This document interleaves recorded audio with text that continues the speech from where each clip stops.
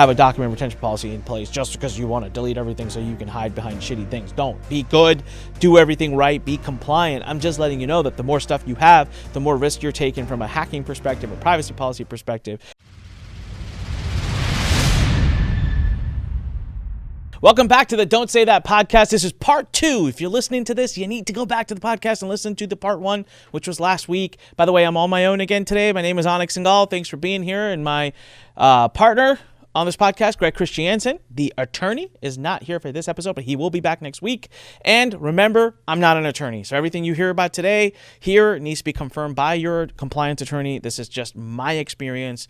I went through an FTC lawsuit. I settled, and I learned a ton. So in the first part of this series, I went over the first 8 things I learned. So the series is called 15 things I learned by being in the belly of the beast, right? By being in the actual suit, by being in the investigation. These are things that I just don't think lawyers talk about. These are not things that I've heard anyone else talk about. I felt like it was a unique experience. So I went over 8 already. Let's just jump right in. Oh, before I do that, remember, we just launched a brand new free marketing assessment service. If you are curious about your marketing to see whether you are in current violations of the FTC or of state AGs, or if you are in violation of laws that could get you in trouble with your consumers, with a consumer lawsuit or a class action lawsuit, which are picking up a lot of pace, we've launched a free marketing assessment service to give you a kind of a high-level gauge of where you are. And then, if in case you're interested, we will then tell you about our marketing audits and give you a custom proposal. If you want to participate in that, go to naoac.com, naoac.com/audit. The link is also right at the top of the description below on YouTube.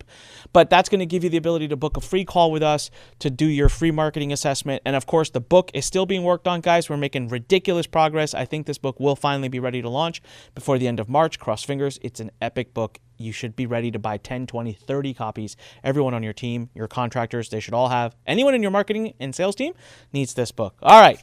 Ready?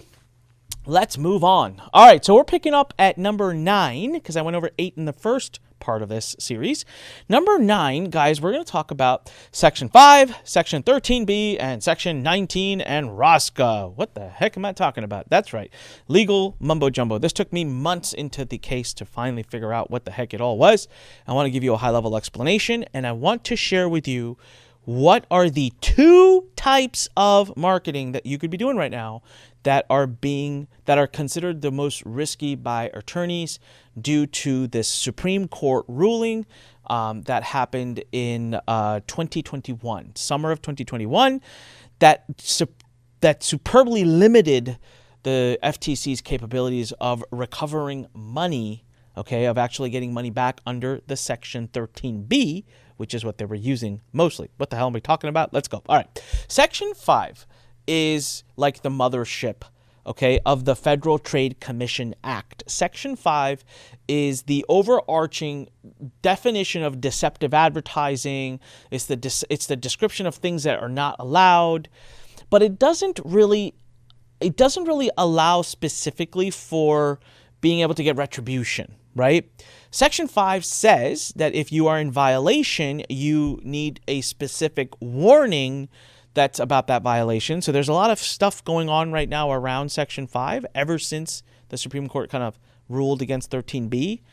But just think of Section 5 as the umbrella that just goes over the misleading, deceptive advertising and kind of defines those in a general sense. But it's typically not the section that's cited in an actual lawsuit by the FTC particularly, all right? What they were doing was going after Section 13B. Again, I remind you, I am not an attorney. I am giving you the best layman terms understanding that I have. Could be wrong. Talk to an attorney. Definitely get it confirmed. But 13B was where it gave specific action steps. Like, okay, listen, if a company is in violation of Section 5, 13B allows the company to be stopped by the FTC. This is what's interesting. Section 13B for the longest time was being used by the FTC to also get retribution, to levy fines and get money back, to freeze assets. That's right. So if they came and started an investigation, they could completely freeze all your assets during the term of that investigation. It was very disruptive to businesses. It was pretty crazy. And in 2021, the Supreme Court said, hey, whoa, time out. 13B doesn't say anything about you being able to freeze funds or get retribution. It only says you can stop a company. So if you find them in violation of things, go ahead and stop them. But you can't take all their money, and you can't start penalizing them and fining them. That's something you have to do under a different section. You have to take them to court.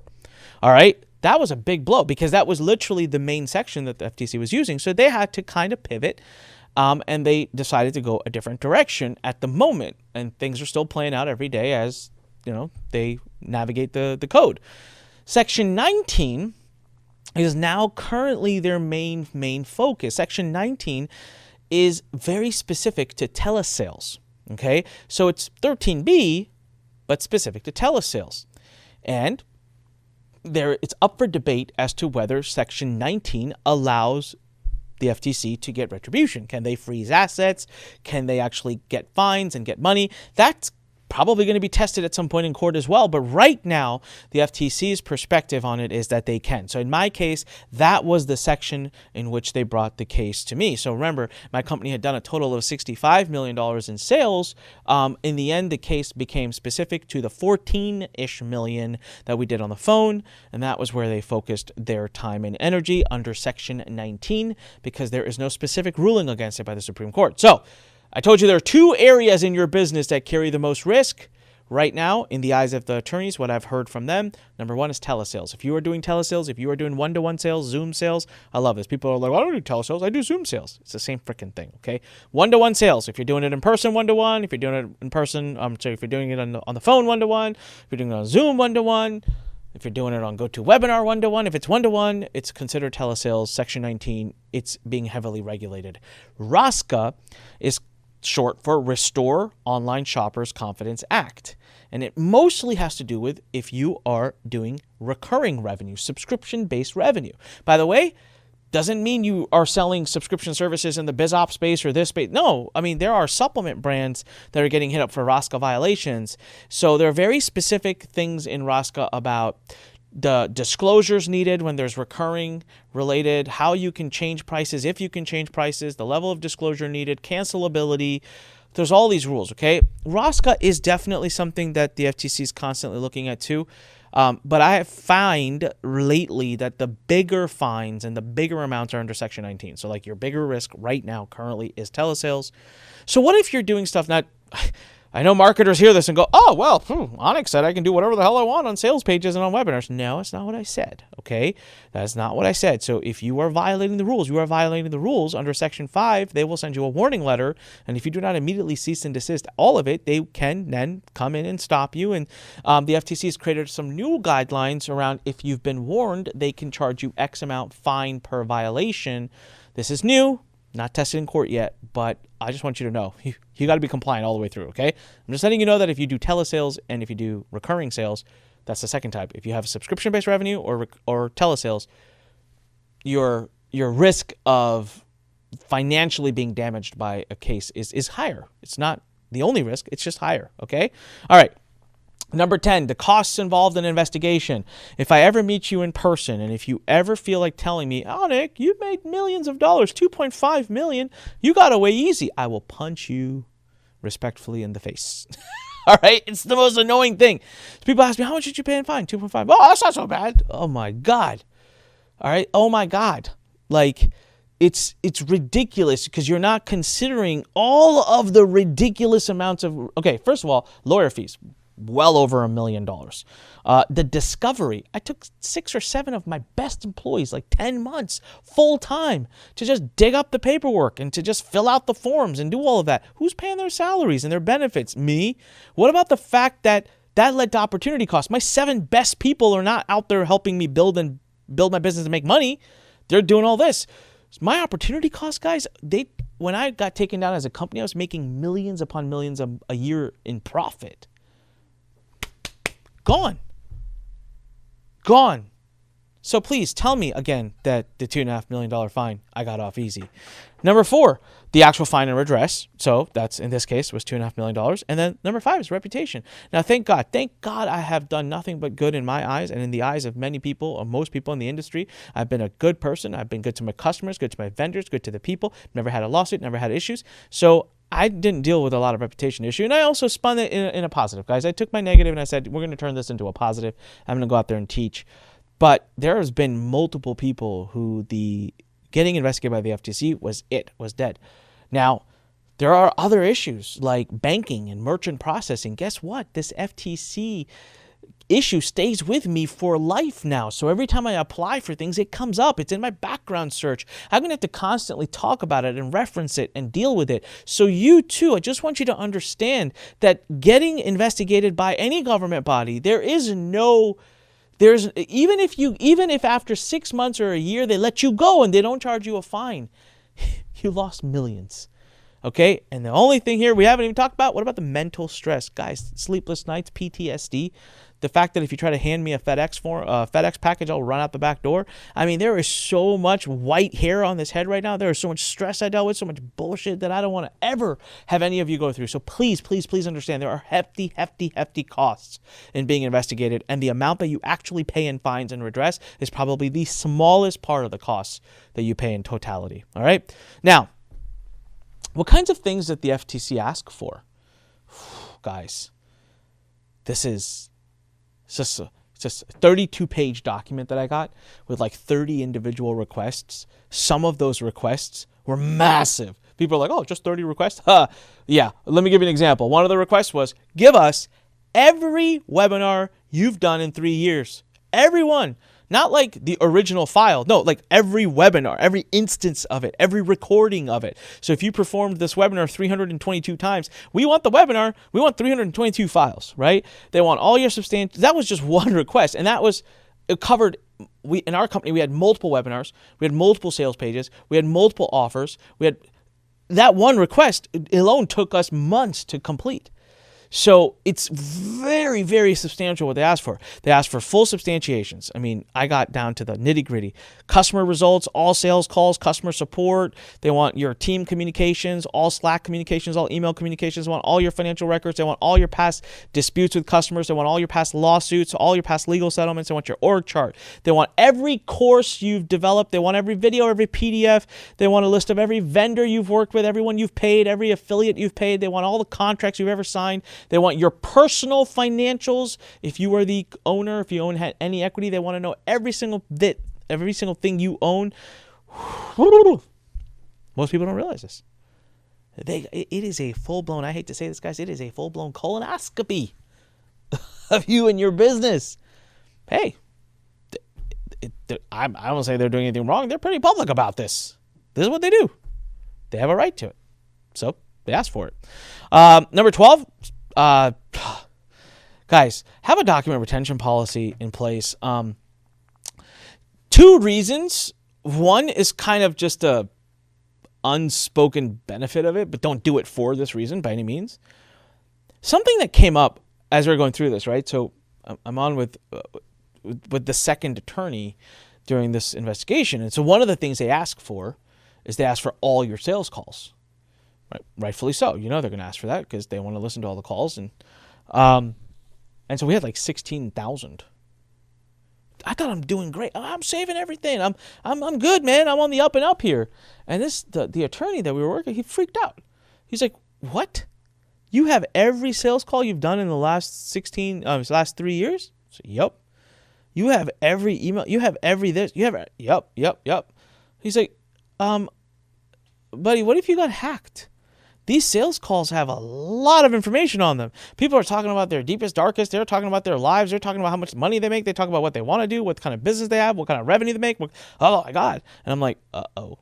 Didn't think about the privacy policy issues there, right? So listen, there needs to be a certain level of document retention policy in your company for how long you keep record of things in your company, purely from the protection of privacy policy, hacking protection, losing your data, storage costs of all this. What the hell was I spending to store 16,000 calls? I'm spending a lot. It was unnecessary, right? I'll take all that risk. Now, the secondary thing is that whatever you have, you owe.